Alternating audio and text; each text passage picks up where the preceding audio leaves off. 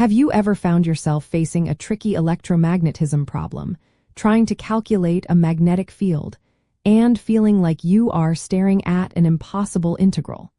What if there was a simple, elegant tool that could turn those complex calculations into straightforward algebra?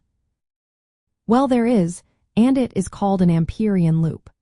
Choosing the right Amperian loop involves a systematic approach centered around the symmetries of the current distribution. The fundamental steps are to identify the system's symmetry, select a loop that mirrors this symmetry, align the loop with the magnetic field direction, and ensure the magnetic field magnitude is constant or zero along the loop segments. The core reason this method works is because Ampere's law, when applied effectively, allows us to extract the magnetic field B from under an integral sign. This simplification only occurs when the magnetic field is either constant and parallel to the loop path or perpendicular to the loop path, making its contribution zero. Without this strategic choice, the integral becomes unwieldy and often unsolvable by simple means. Let us break down how to master this process. First, thoroughly analyze the current distribution to identify its inherent symmetry.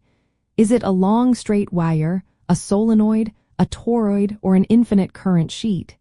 This initial assessment is critical.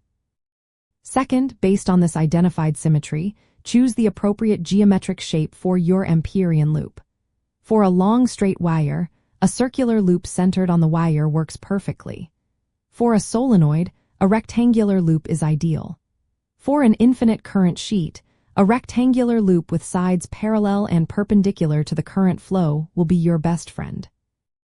Third, carefully orient your chosen Amperian loop such that its path is either parallel or perpendicular to the magnetic field lines you expect.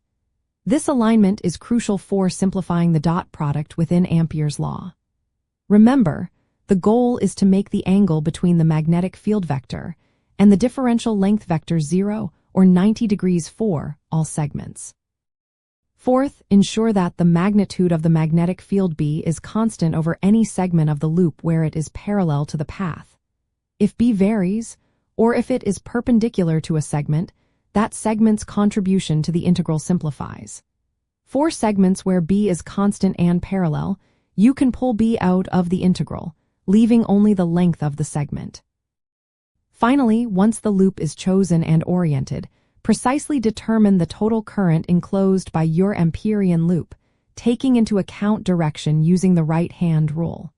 This enclosed current is the source term in Ampere's law.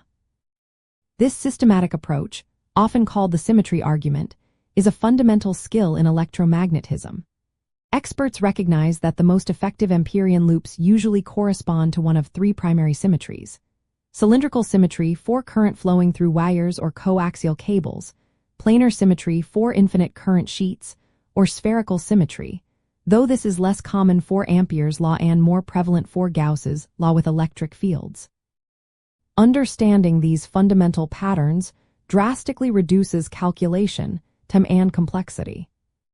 By diligently following these steps, you transform the daunting task of calculating magnetic fields from complex current configurations into a manageable algebraic problem.